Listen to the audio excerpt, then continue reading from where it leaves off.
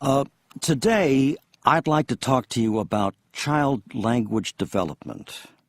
I know that you're all developing a second language right now, but for a moment, let's think about a related topic. How children develop their first language. What do we know about how babies develop their language and communication ability?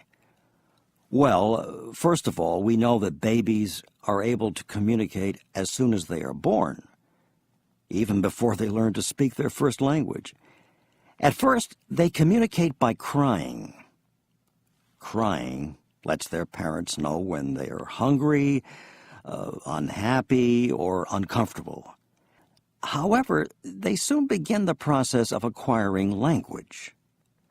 Now, the first stage of language acquisition begins a few weeks after birth. At this stage, babies start to make cooing noises when they're happy.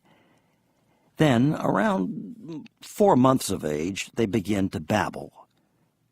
Babies all over the world begin to babble at about the same age, and they all make the same kinds of babbling noises. By the time they are 10 months old, however, the babbling of babies from different language backgrounds sounds different. What I mean is that the babbling of a baby in a Chinese-speaking home sounds different from the babbling of a baby in an English-speaking home. Babies begin a new stage of language development when they begin to speak their first words. At first, they invent their own words for things. For example, a baby in an English-speaking home may say "baba" for the word bottle, or "kiki" for cat. But in the next few months, babies will acquire a lot of words. These words are usually the names of things that are in the baby's environment. For example, words for food or toys. They then begin to use these words to communicate with others. For example, if a baby holds up an empty juice cup and says "juice," the baby seems to be saying, "I want more juice," or "May I have more juice?" The word juice is really a one-word sentence. When babies are about 18 months old, the next stage of language acquisition begins. This is when babies begin to say two-word sentences, and they start using a kind of grammar to put these words together.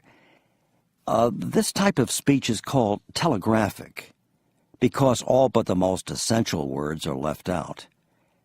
An English-speaking child might say something like, "Daddy, up," which probably means, "Daddy, pick me up, please."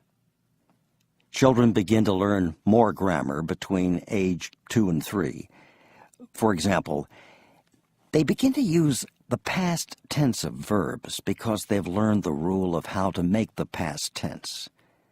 They begin to say things like, "I walked home," and "I kissed Mommy."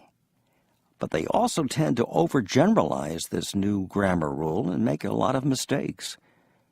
For example, children may say such things as "I go to bed" instead of "I went to bed," or "I eated ice cream" instead of "I ate ice cream."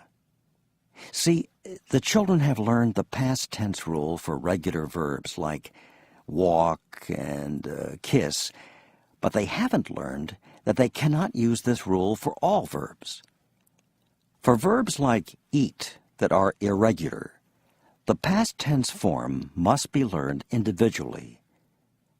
Anyhow, these mistakes are normal, and the children will soon learn to use the past tense for regular and irregular verbs correctly.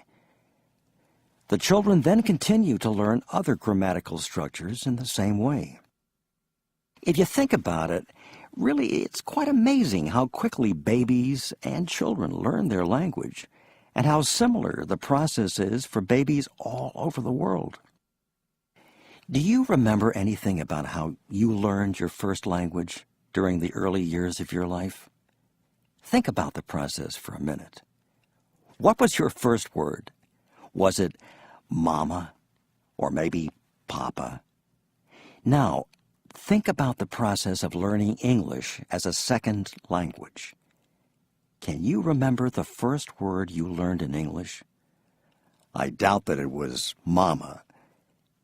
Now, think about some of the similarities and differences in the processes of child and adult language learning. We'll talk about this tomorrow.